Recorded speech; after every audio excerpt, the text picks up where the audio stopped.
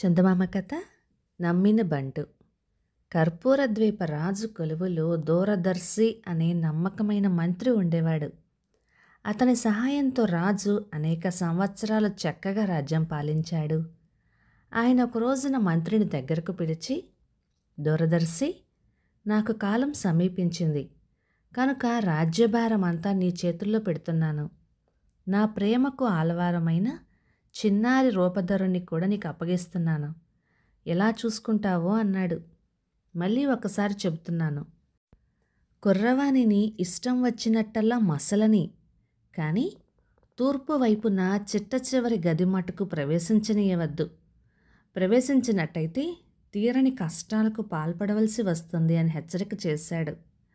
తప్పక మీ మాట నెరవేరుస్తాను అని దూరదర్శి వాగ్దానం చేయగా రాజు నిశ్చింతగా దేహయాత్ర చాలించాడు. రూపధరుడు పెద్దవాడవుతున్న కొద్దీ దూరదర్శి క్రమంగా అతనికి రాజ్యం హస్తగతం చేయసాగాడు.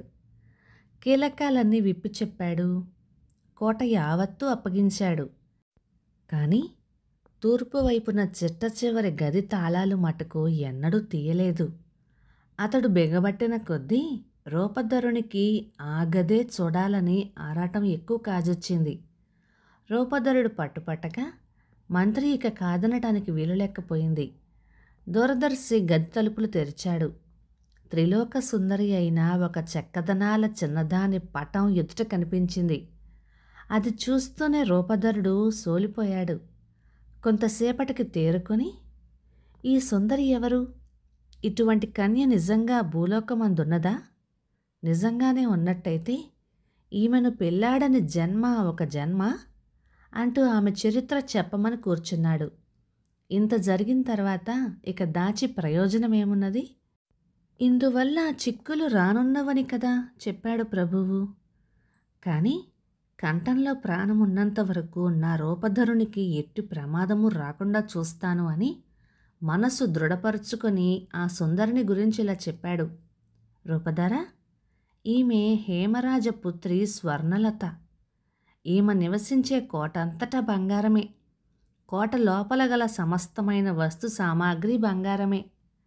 ఆమెకు బంగారం అంటే ఎంతో ప్రీతి.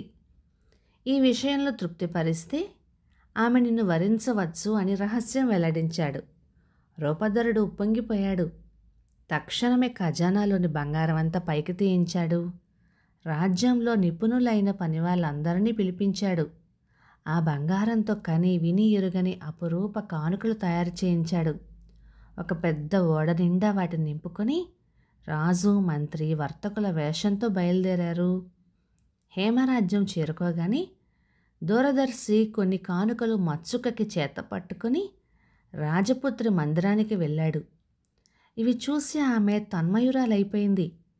దూరదర్శి, అమ్మా, మా వద్ద గల రకాలు ఇన్ని అన్నీ అని నోటి మాటలతో చెప్పవలను కాదు. మీరు ఓడ వద్దకు వచ్చి చూసుకోవచ్చు అని చెప్పాడు.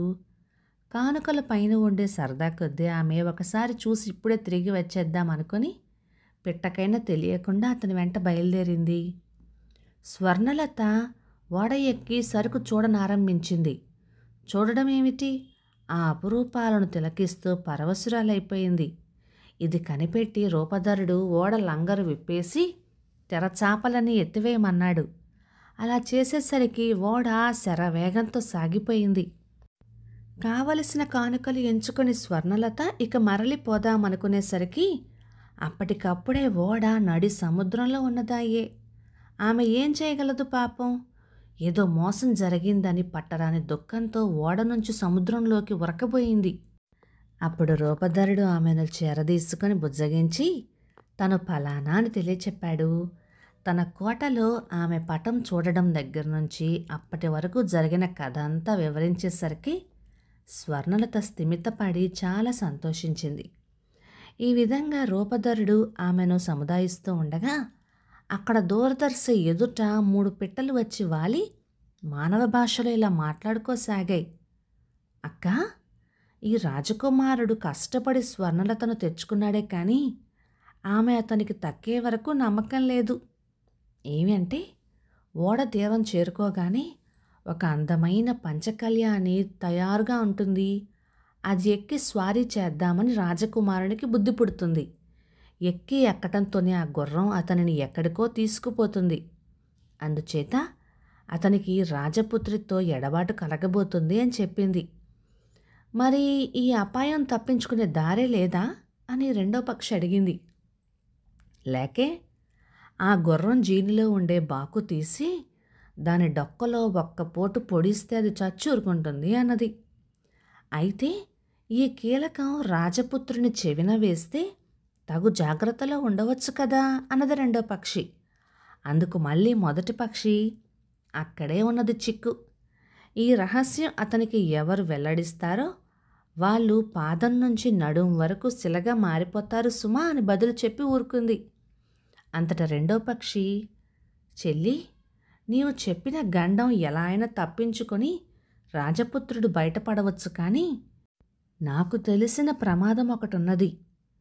వీరు కోట చేరుకోగానే ఒక గదిలో ఆకర్షణీయమైన మధుపర్కాలు కంటబడతాయి. వాటిని ఒంటిపైన వేసుకునేసరికల్లా రక్తమాంసాలు హరించుకుపోయి అస్థిపంజరం మటుకు మిగులుతుంది అని చెప్పింది. దీనికి విరుగుడు లేదా అని మొదటి పక్షి ప్రశ్నించగా, లేకేమి, దానిని వెంటనే అగ్నిలో పడవేసి బుగ్గి చేయాలి. అయితే ఈ రహస్యం వెల్లడించిన వాళ్ళు నడుము నుంచి గుండె వరకు శిలైపోతారు కనుక దీనిని రాజపుత్రుడు తెలుసుకొని జాగ్రత్త పడే మార్గం లేదు కదా అని విచారిస్తున్నాను అంది. అప్పుడు మూడవ పక్షి, చెల్లెల్లారా, ఏ విధం చేతనైనా రూపధరుడు మొదటి 2 ఆపదల నుంచి తప్పించుకోవచ్చు. వీటిని మించి నాకు తెలిసిన గొప్ప గండం ఒకటున్నది అనేసరికల్లా అది ఏమిటో చెప్పమని తక్కిన పక్షులు వేగిరపెట్టినాయి. అందుకు మూడవ పక్షి, రూపధరుడికి స్వర్ణలతకు వివాహం జరుగుతుంది. నిండు దర్బారులో పాట కచేరీ జరుగుతూ ఉండగా రాజపుత్రి ముఖం పాలిపోయి ఆమె పడిపోతుంది. అప్పుడు ఎవరైనా ఆమెను లేవదీసి ముద్దు పెట్టుకోవాలి, లేకపోతే ఆమె చచ్చిపోతుంది.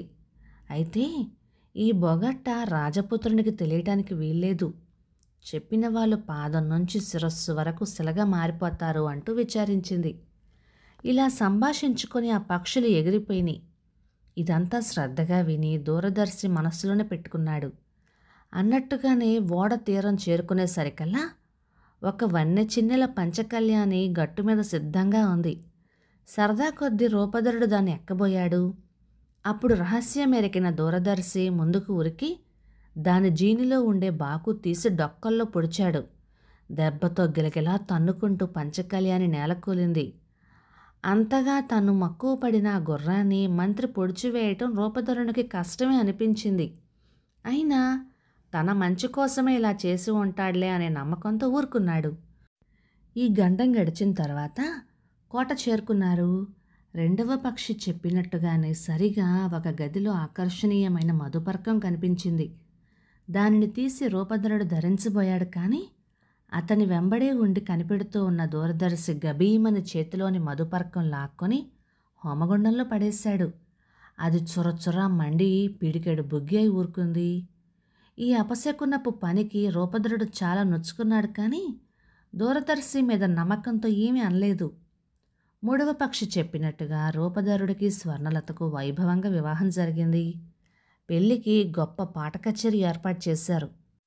దర్బారులో అందరి దృష్టి కచేరీ వైపే ఉన్నది, కానీ దూరదర్శి దృష్టి మట్టుకు రాజపుత్రిపైనే ఉన్నది. కచేరీ జరుగుతూ ఉండగా స్వర్ణలత ఆకస్మికంగా పడిపోయింది. ఆమె ముఖం పాలిపోవటం ఒక్క దూరదర్శికే తెలుసు. అతడు వెంటనే ఆమెను లేవతీసి ముద్దు పెట్టుకున్నాడు. ఆమెకు తిరుగా ఊపిరి వచ్చింది. ఈ విడ్డూరం రూపధరునికి దుస్సాహసమైంది. మారు ఆలోచన లేకుండా దూరదర్శిని ఉరితీయమని ఆజ్ఞాపించాడు. ఉరితీసే ముందు దూరదర్శి పక్షులు చెప్పిన వైనాలన్నీ వెల్లడించాడు. చివరికి మాట చెప్పడం పూర్తయ్యేసరికల్లా అతడు నుంచున్న పాటున శిలా విగ్రహంగా మారిపోయాడు. ఇటువంటి మంత్రిని పోగొట్టుకున్నందుకు రూపధరుడి దుఃఖానికి అంతులేకపోయింది. ఆ విగ్రహాన్ని తన పడక గదిలో స్థాపించి, ఏనాటికైనా శాప విముక్తి కలిగి నా దూరదర్శి మళ్ళీ నాకు దక్కుతాడా అంటూ విలపింపసాగాడు. కొంతకాలానికి ఒక రోజున మునుపటి 3 పక్షులు వచ్చి శిలా విగ్రహం పైన వాలినాయి. వాటిలో అవి మానవ భాషలో ఇలా చెప్పుకున్నాయి.